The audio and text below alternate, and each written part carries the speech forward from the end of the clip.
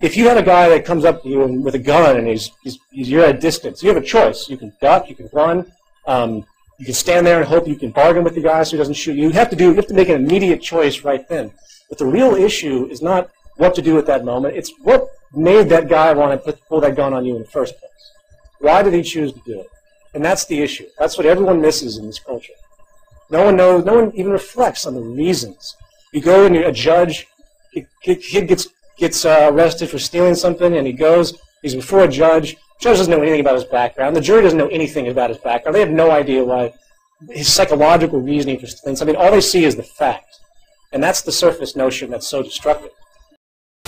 Even words like criminal behavior. Right. You know, what is a serial killer?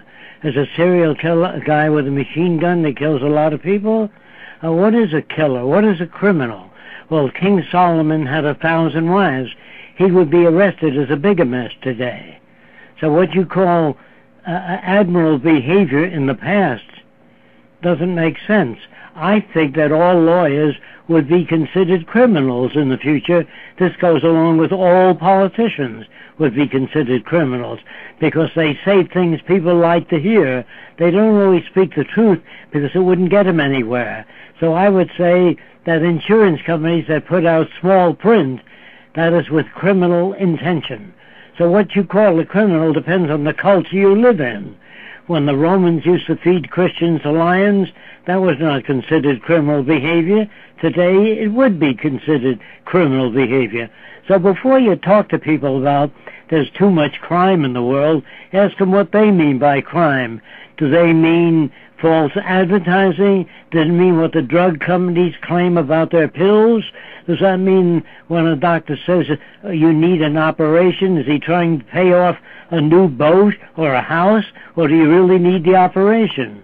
In other words, it's very hard to tell criminal behavior, and unless you define your terms of what you mean by criminal behavior. The latest definition of a criminal is one who's caught.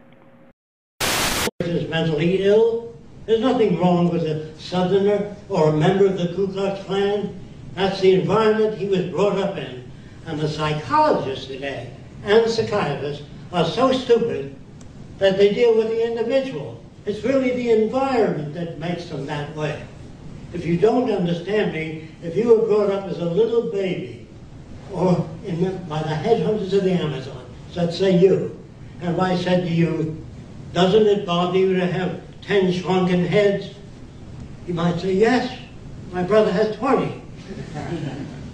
So he would be perfectly well adjusted where he's coming from. There are no good or bad people. There are people brought up in different environments which they believe in. If you're brought up in Nazi Germany as a baby, all you see is Heil Hitler, Deutschland über alles, meaning Germany above all. You're a Nazi if you never see anything. If you still don't understand me, if you take a nice Jewish boy and bring him up in Nazi family, very young, he's a Nazi. You take a Nazi baby, bring him up by a Jewish family, he's a nice Jewish boy. So really, what are people? People cannot think or reason. Let me back that up now so you don't get mad at me. It's very easy to get mad at what I'm saying. The reason we can't think is because we're brought up in a fixed culture with fixed values. When you're very young, they start pumping crap into your head. Who loves you more than anybody in the world? And the baby says, I don't know, your mommy and daddy. What's the greatest country in the world? I don't know, the good old USA. Of course the good old USA.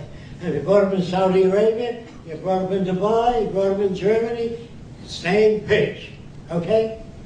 The only real answer is to declare the earth as the common heritage of all the world's people.